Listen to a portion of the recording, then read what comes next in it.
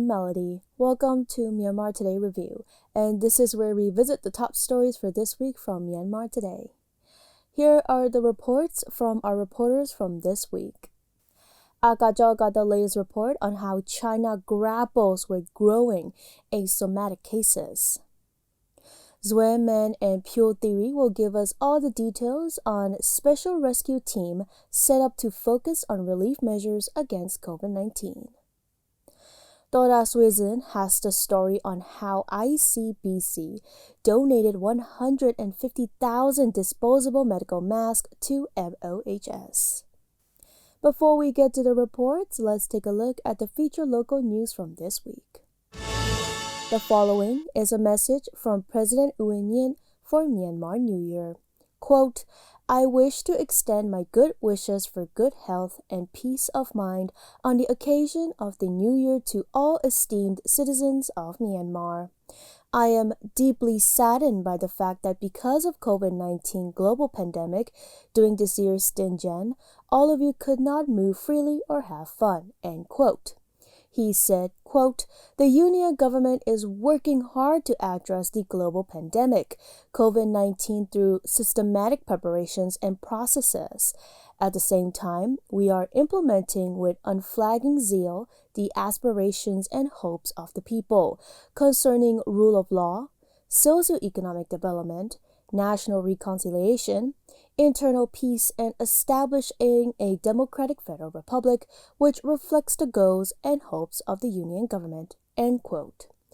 He concluded his message by saying, quote, we are working with strong will, strong determination, and strengthened resolve for the success of the people's hopes and goals of the Union government, and will continue to do so on this journey. We will take the experiences of the previous year as lessons learned to strive for better results in the new year, end quote. And I believe it's time now for our first report. Confirmed cases of COVID-19 have exceeded 1,970,000 globally, with the death toll surpassing 125,000 according to Johns Hopkins University. China is particularly facing the rise in number of asymptomatic patients. The report covers the comprehensive updates on how China is grappling with these patients as well as confirmed cases globally. Until April 14th, China has seen 1,023 asymptomatic patients, putting pressure on the Chinese health authorities. Asymptomatic cases refer to people who are tested positive for novel coronavirus but develop no symptoms such as fever, cough, or sore throat. They are infectious and pose a risk of spreading to others. The Chinese mainland reported 46 more COVID-19 cases on Tuesday, 36 of which were imported from abroad, according to the National Health Commission. NHC also announced one more death and 57 new asymptomatic patients. The total number of the confirmed cases on the Chinese mainland stands at 82,295. The cumulative death toll is 3,342, and 1,023 asymptomatic patients are under medical observation. On the same day, the Chinese health authority said 78 patients are discharged from hospitals, bringing the total number of recovery cases to 77,816. MI Radio reached out to Ms. Huang Yue, China Radio International reporter, to probe further into how China is grappling with asymptomatic cases. To identify asymptomatic cases of novel coronavirus disease, stricter health measures have been taken at air, sea, and land ports in China. Starting April the 1st, all tourists entering China were required to take a nucleic acid test, and various detecting methods, including antibody testing, were adopted for more effective detection. While within the country, China demanded to strengthen the nucleic acid testing of travelers living in Wuhan. Those who were set to work as teachers, medical workers, or service providers at public places after leaving Wuhan should all undergo nucleic acid testing before they go back to work. Medical institutions are ordered to report infections to their superior disease control departments within 2 hours of asymptomatic patients. Ms. Huang Yue continued to explain. And medical institutions are ordered to report infections to their superior disease control departments within 2 hours of asymptomatic COVID-19 carriers being found through a direct web-based system. Once verified, asymptomatic carriers will be put under concentrated medical observation for 14 days and can only be released from quarantine upon 2 consecutive negative nucleic acid test results with a sampling interval of more than 24 hours. And for the public, people have been asked to continue to stay alert and avoid unnecessary movement. And wearing a mask is still necessary here in Wuhan and in many other cities in China. Wuhan City, the epicenter of the coronavirus epidemic in China, has reported 0 confirmed cases of COVID-19 among symptomatic carriers in the week following the lifting of its lockdown on 8th April. According to a report, a total of 225,999 people in Wuhan were tested for coronavirus during the week, finding 130 asymptomatic cases. None of these cases have turned into confirmed cases. The city has also observed 542 people who had close contacts with the infected person and found no asymptomatic or confirmed cases among them. As the world battles COVID-19, scientists are racing to develop a vaccine. According to the World Health Organization, 70 COVID-19 vaccines are in development around the world. 3 of these potential vaccines are being tested on humans. This is Agajo reporting for Myanmar International Radio. That's the report on how China grapples with growing asymptomatic cases. The special rescue team, with many preparations from different sides, is likely to continue until the WHO announces that COVID-19 is overcome. The team has 15 private ambulances and 7 vehicles to carry the dead bodies affected by COVID-19, and preparations have been well made for the whole Yangon region. The opening ceremony was held last week at the school camp of the special team. A special rescue team has been set up by the Yangon Rescues organization with the purpose of mainly focus on relief efforts in domestic COVID-19. The special team has been camped at Namatu Basic Education High School, Tamway in Yangon.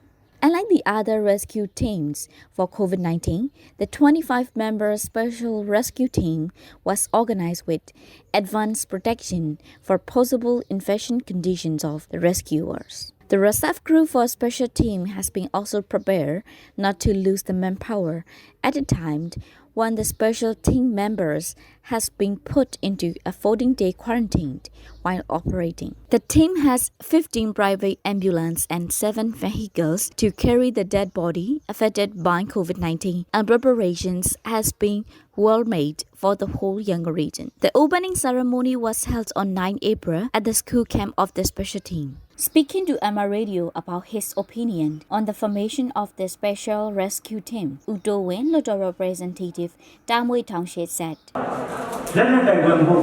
COVID-19 is a battle not with the armed struggle, but for the unity of the public. The special rescue team with many preparations from different sites is likely to continue until the WHO announced that COVID-19 is overcome. Those who belong to the team are allowed with their parental permission and the same permissions from their spouse. U Tuntun U, who is the chairman of Yangon Rescues organization, speaking to Emma Radio about the special teams, how to carry out their relief work in the emergency situation, he said, The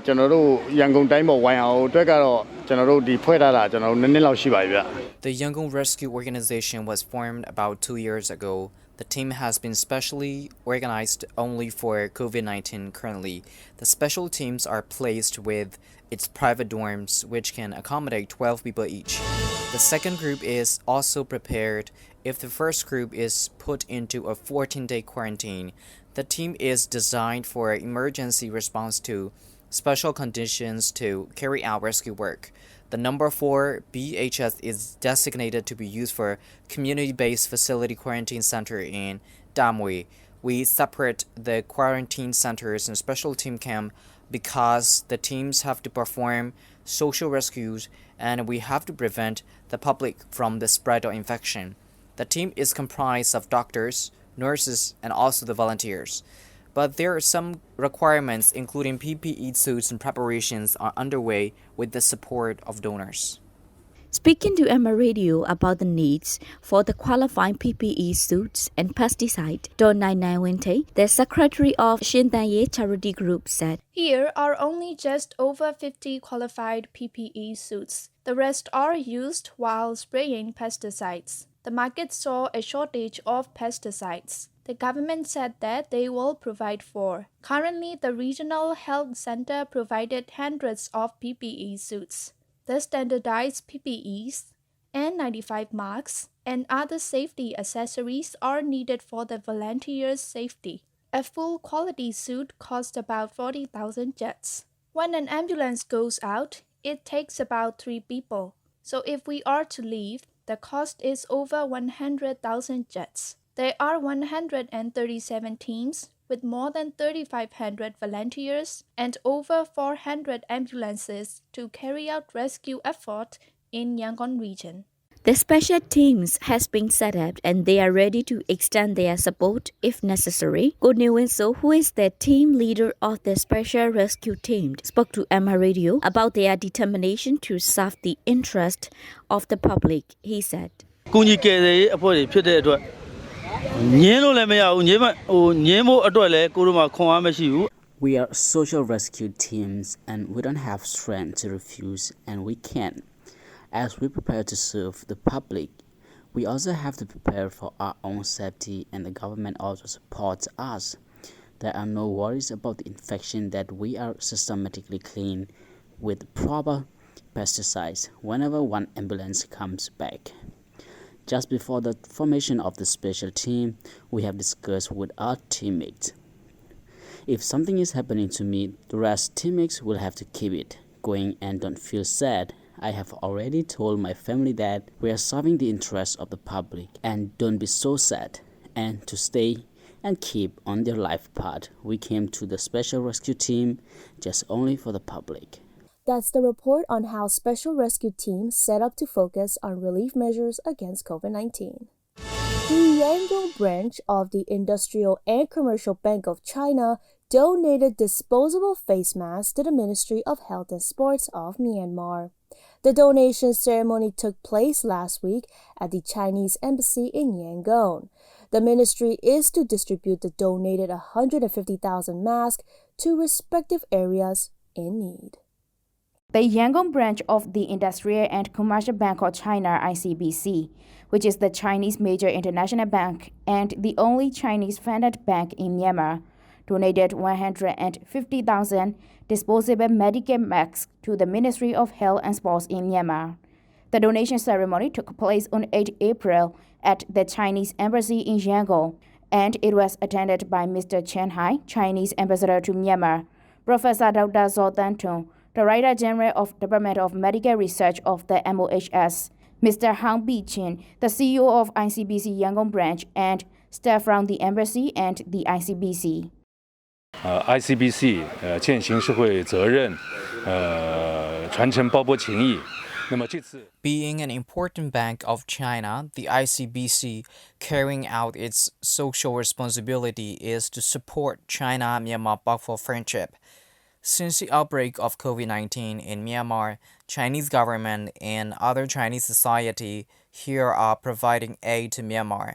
We wish that under the leadership of State Councillor Daw San Suu Kyi, Myanmar wins the battle against COVID-19.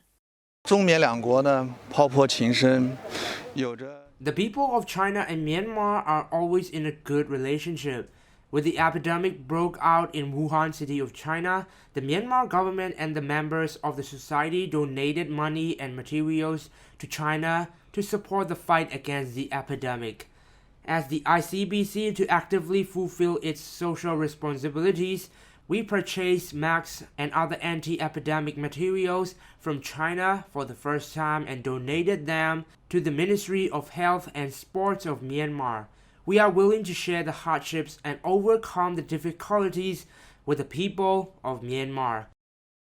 Since the disease is caused by the new coronavirus, new reagents are highly in need. Moreover, because this is the pandemic, every nation is striving to produce the medical equipment for its own use. So Myanmar is facing with limited medical equipment.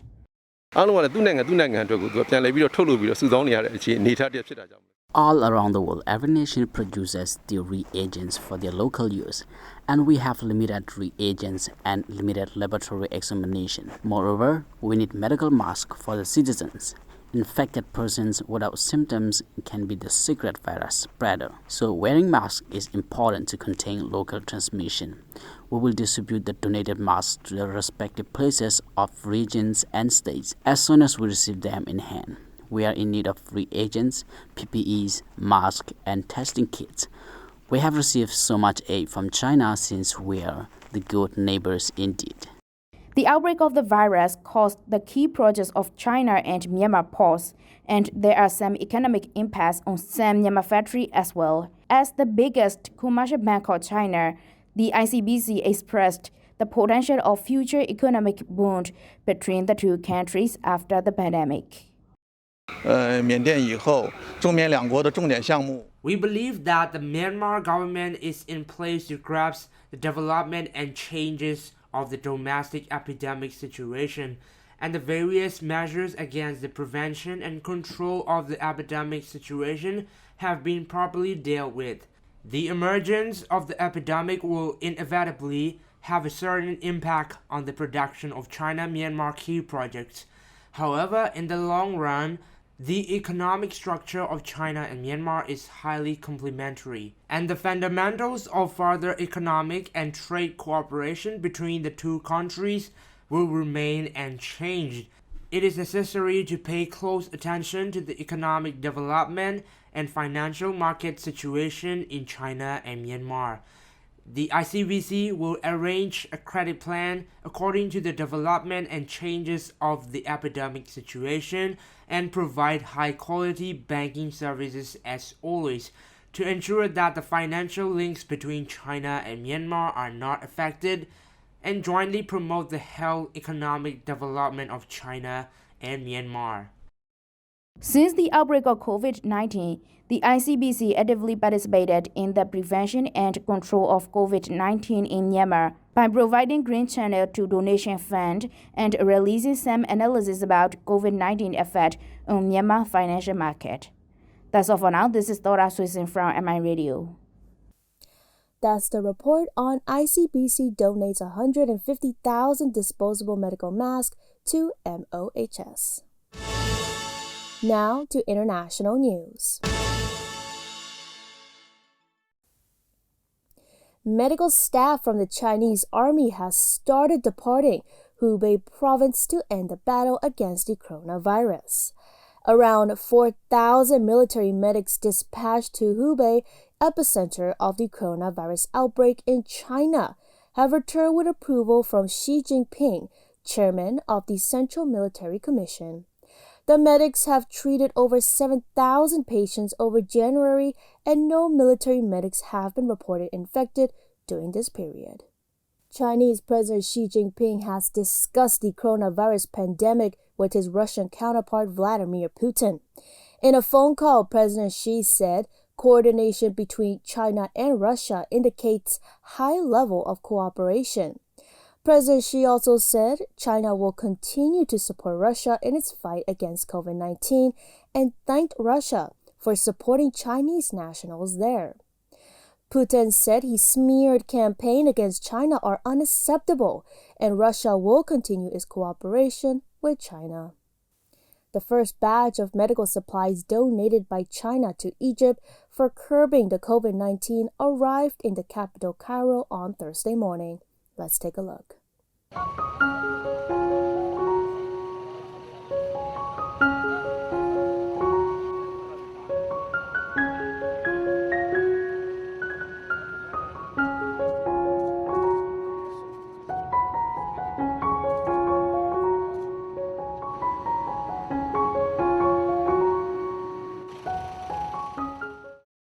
WHO has repeatedly raised alarms on COVID-19 pandemic. U.S. President Donald Trump announced on Tuesday that the country would stop funding the WHO and blaming the organization for the pandemic. However, as this timeline video shows, the WHO has been alerting the world since January 1st. Of a previously unknown pathogen, which has escalated into an unprecedented outbreak. We have it very well under control. We have very little problem in this country at this moment. Global stocks of masks and respirators are now insufficient to meet the needs of WHO and our partners. You know, a lot of people think that goes away in April with the heat, as the heat comes in.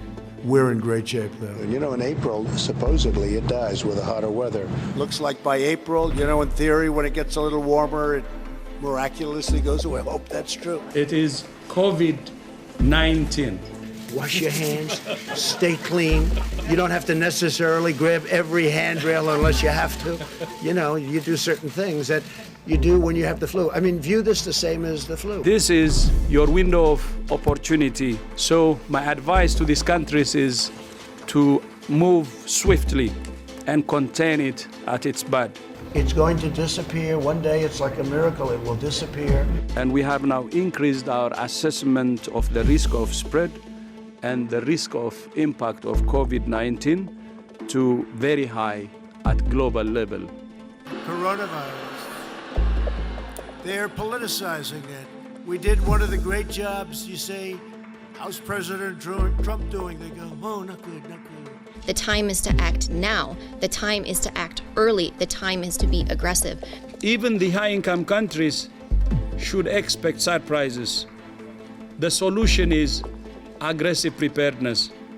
Are you concerned that the virus is getting close to the White House? No, I'm not concerned at all. No, I'm not. It will go away. Just stay calm. It will go away. WHO has been assessing this outbreak around the clock. We have therefore made the assessment that COVID-19 can be characterized as a pandemic. We're in great shape compared to other places. We are in really good shape. No, I don't take responsibility at all. Whether we like it or not, we have to learn to live with globalization, make sure that we act in unison to build the global preparedness and the global resistance. I'm instructing my administration to halt funding of the World Health Organization while a review is conducted to assess the World Health Organization's role in severely mismanaging and covering up the spread of the coronavirus. Well, that's all the reports we have for today. That's all with the news and reports on Myanmar Today Review. Tune in every Saturday on MITV at 8:30 p.m. for Myanmar Today Review. Until next time.